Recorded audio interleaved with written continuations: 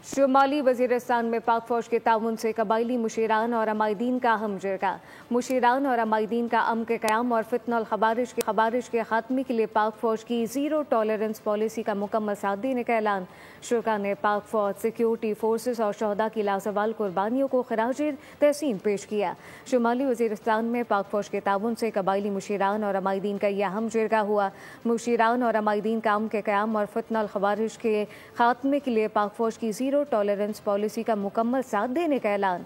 शुरा ने पाक फौज, सिक्योरिटी फोर्सेस, शहदा की लाजवाल कुर्बानियों को खराज तहसीन पेश किया है। शहदा की लाजवाल कुर्बानियों को खराज तहसीन पेश किया गया। शुमाली वजीरिस्तान में पाक फौज के ताउन से कबायली मुशीरान और अमायदीन का अहम जिरगा।